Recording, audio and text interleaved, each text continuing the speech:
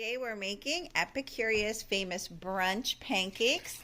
So we're adding our liquid ingredients, our wet ingredients to our dry ingredients, and a detailed recipe is going to be in the description, but I'll give you a breakdown. The dry was 3 cups of flour, 1/4 cup sugar, 1.5 teaspoon of salt, 1 tablespoon of baking powder, and 1.5 teaspoons of baking soda. And the wet ingredients that just went in there was 3 eggs, 2 1/4 cup milk, 1/4 cup of oil, 1 tablespoon of vanilla, and the secret ingredient, 1/4 cup of apple cider vinegar, right? Now don't worry about this. It's not going to smell or taste like apple cider vinegar. It's just to activate the milk and make a buttercream. Of course, you can make butter. You can buy buttercream if you want, but this allows you to have fresh buttermilk without wasting any and the rest of it just sitting in your fridge. Another thing that's really important about this recipe is don't do what I used to do and make everything in a bowl. Make sure you separate your dry and your wet and then combine them, because you don't want to over mix your batter. See how she's folding it in? We've made this so many times that she knows exactly what to do. So fold it in. You do not want to fold it more than like 20 times. You will have some lumps in there, and that's totally fine. Another thing you want to do is prepare some butter. So I just took a stick of butter, cut it along the tablespoon lines, and I have 4 right here because we're going to cook our pancakes in this butter. So let's go ahead and get everything started. I have my non-stick PFOA free time and table pans ready. I'm also making some homemade syrup. So this is 2 cups of brown sugar and about 1.5 cup water, and now I'm just cooking it on a low boil until it reaches the thickness that I want. You want to make sure you keep an eye on this so it does not burn. If it burns, then it's pretty much a waste. So let's put a tablespoon of butter in this pan. And let's go ahead and turn this pan. Since I don't have a griddle, I'm using 2 pans because we're all going to want pancakes at the same time, especially these delicious pancakes. And there's my platter that's ready for when my pancakes are done. These are his favorite pancakes, right? Yum. Okay, Foof is doing a good job. Oh, this looks great. Let Mama see. So I'm just going to scrape down the sides, but she did a great job. Just scraping down the sides and making sure to get that batter that might be on the bottom. Thank you for your help, babes. They're off to watch Bluey. So see how I'm gently folding that flour in, making sure that it's combined. After we're done folding this in, we're not going to stir it anymore.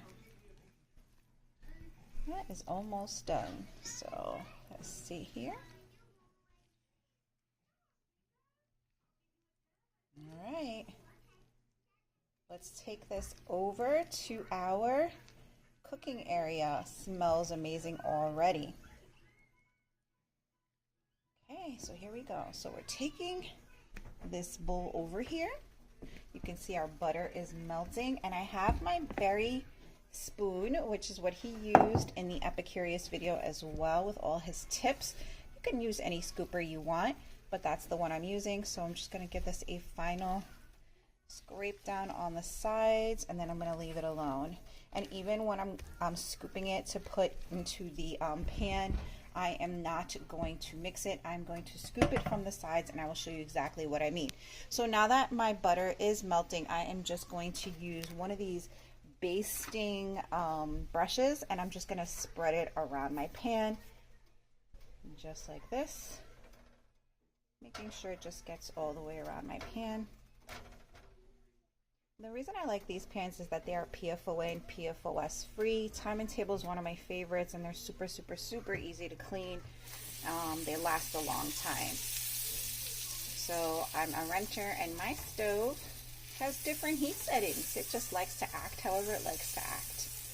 But I know that because it's my stove, so I know how to control the settings. So I think you want this on medium-high heat, but again, if you know your stove and it's a little, you know, has a personal twist to it, you're going to do that. So you're going to set it the way that you know. So just scoop from the side is what he said, just like so. Scrape the bottom, and then just go to your hot pan and ladle it in there. And we're going to do that again. And I'm just going to do 1 per pan. I don't want to overdo it. I want to make sure these cook up perfectly. And please do not flatten these. Wait until you see bubbles forming before you flip them, and I'm going to show you exactly what I mean by that. In the meantime, let's look at our syrup. Ooh, that's coming along really well. Once your syrup reaches to this type of rolling boil, make sure you lower it down and leave it on there for, I guess, about 20 minutes. And you'll notice that the thickness will change. And when it's all done, remove it from the heat. You want it to cool down so that when you pour it, it is nice and thick.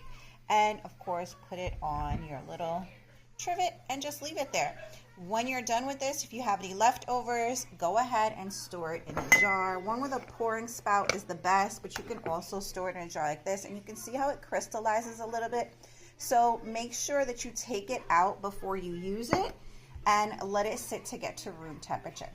You can see the bubbles on there forming, and that's how you know when they're ready to flip. Take a look. You don't want to rush it. Wait till you have enough bubbles in there so that you can get a nice fluffy pancake.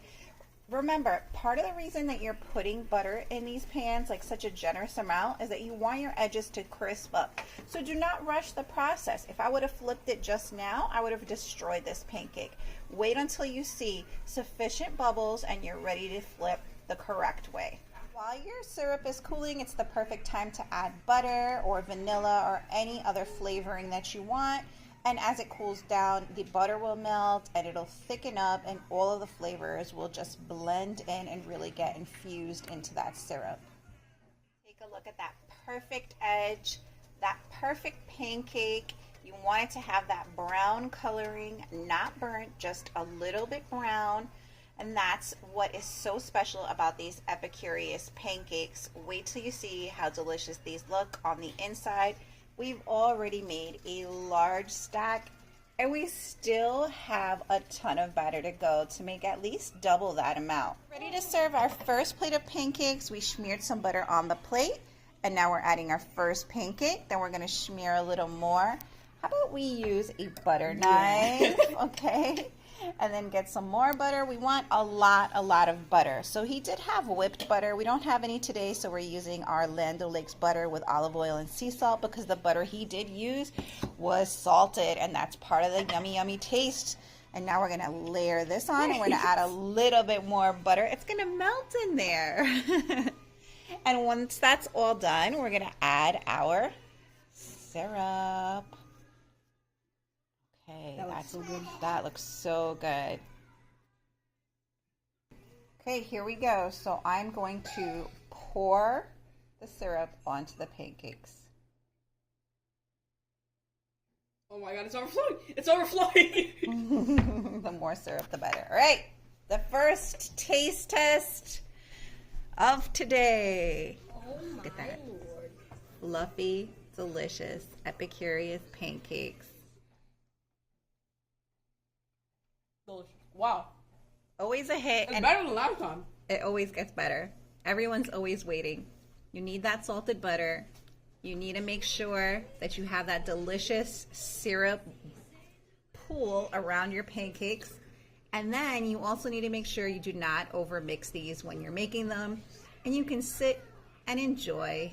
Overall, the hardest thing about making these pancakes is literally just waiting to eat them.